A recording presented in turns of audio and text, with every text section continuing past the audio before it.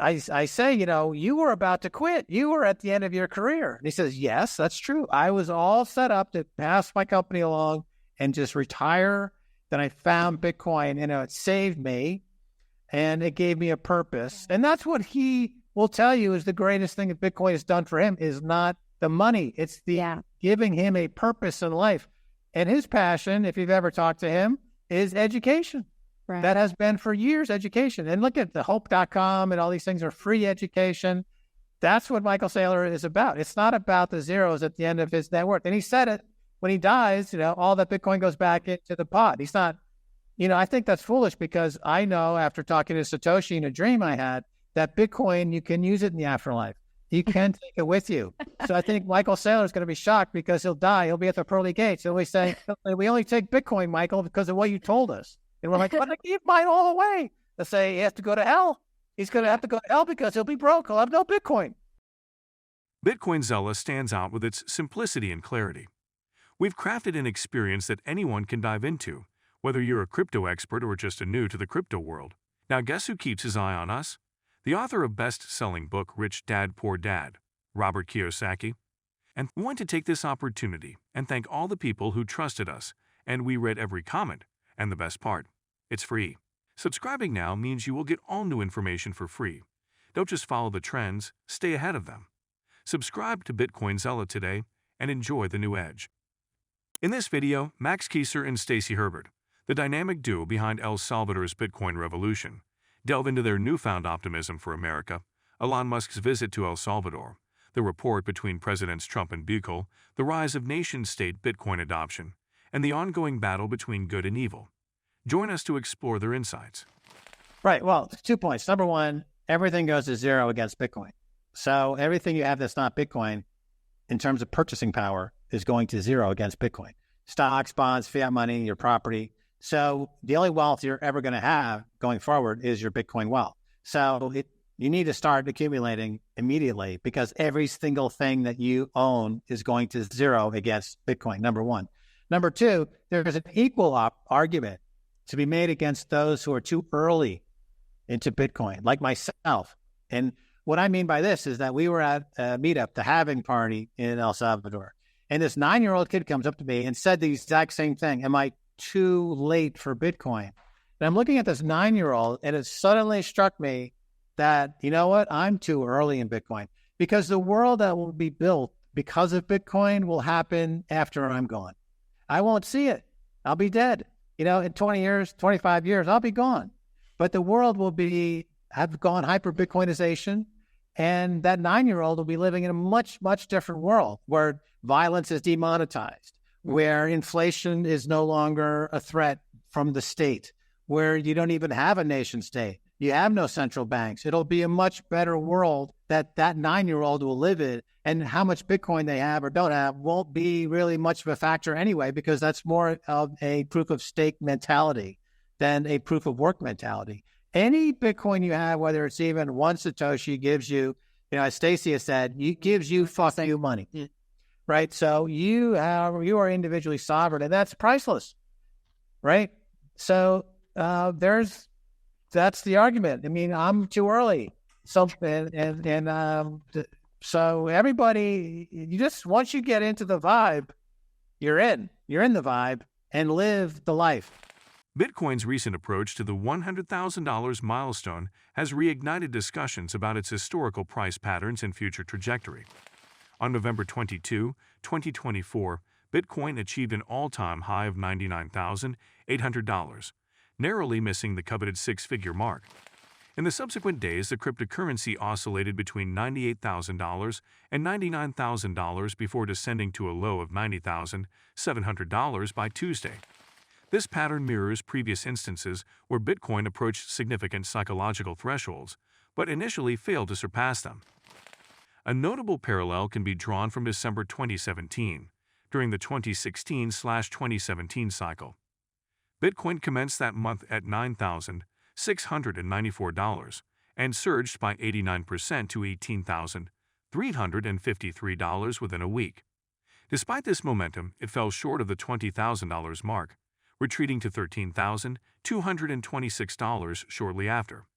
However, within 2 weeks, Bitcoin breached the $20,000 barrier, reaching a peak of $20,089 before entering a prolonged bear market that saw its value decline to approximately $3,000. Currently, market analysts observe similarities with the 2017 scenario, particularly concerning the $100,000 psychological level. However, a key distinction lies in the timing within the halving cycle. Unlike 2017, when Bitcoin was at the zenith of its post-halving rally, the present market is still within the halving year, suggesting that the bull run may be in its nascent stages. The recent inability to surpass $100,000 is partly attributed to traders capitalizing on this psychological level to secure profits. Nevertheless, experts, such as Peter Brandt, challenge this perspective, suggesting that the market dynamics are more complex. Looking ahead, analysts anticipate that Bitcoin will not only breach the $100,000 threshold, but may also ascend to $200,000 or higher by 2025 before experiencing another bear market phase. As of now, Bitcoin is rebounding from its recent dip, trading at approximately $93,350. This analysis underscores Bitcoin's cyclical nature and the influence of psychological price points on market behavior. While historical patterns provide valuable insights, the unique conditions of each cycle necessitate a nuanced approach to forecasting Bitcoin's future movements.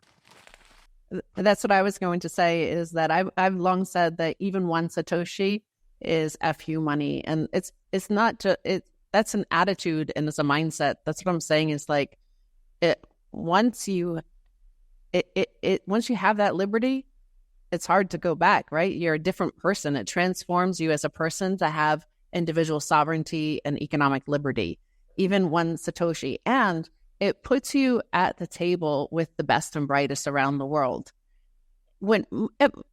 Everybody knows how much Bitcoin Saylor has, but most people, we don't know how much they have, right? So you're sitting at the table with Adam Back, like our students here, and maybe some of them only have like 1,000 Satoshis, but they're sitting at a table with Adam Back.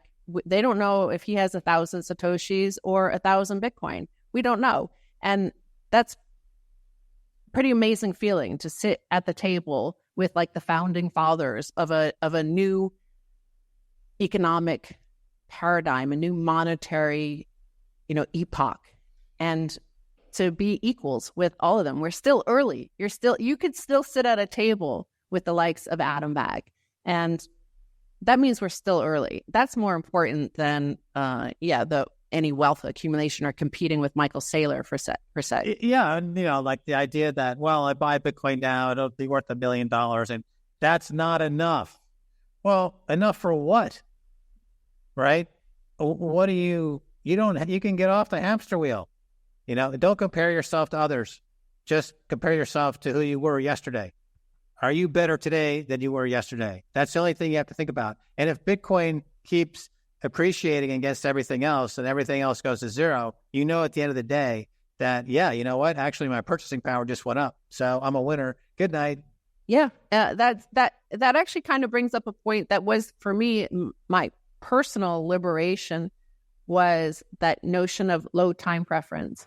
And having that low time preference, it's hard to describe until you experience it. Mm-hmm. But it is very liberating. It's so, you become so much more relaxed, less stressed out, less on that hamster wheel.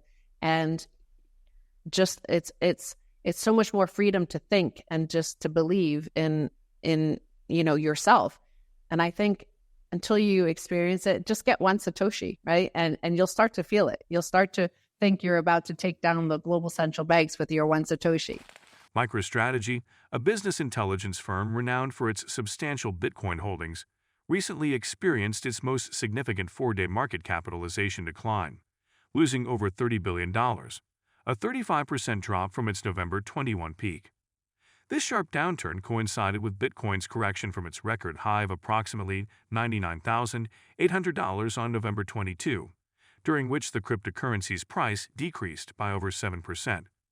While MicroStrategy's stock fell more than 14%. Despite this recent volatility, both Bitcoin and MicroStrategy have demonstrated robust gains over the past year. Bitcoin has risen by 146%, whereas MicroStrategy's stock has surged by more than 599%, reflecting the company's leveraged exposure to Bitcoin's performance.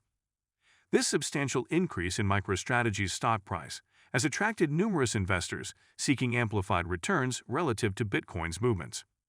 However, the recent 35% decline in MicroStrategy's stock, exceeding Bitcoin's correction by more than fourfold, has raised concerns about the heightened volatility associated with using the company's stock as a Bitcoin proxy.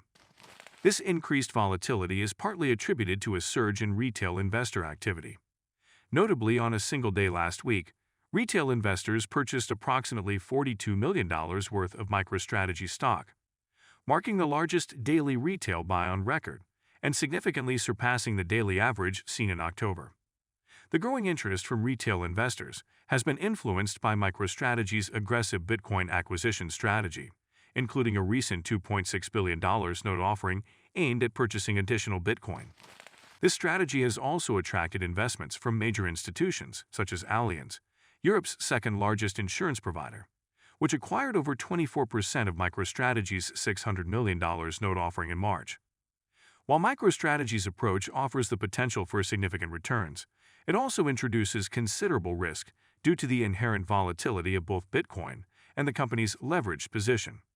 Investors should be mindful of these factors when considering exposure to MicroStrategy as a means of participating in Bitcoin's market dynamics. And do not forget to subscribe to Bitcoin Zella. The most important news will reach your inbox on a daily basis and for free. I do not know why you have not subscribed yet. If you like the video, give it a thumbs up and subscribe for more daily updates. Remember, knowledge is power, and we're here to empower you on your financial journey. Until next time, happy investing.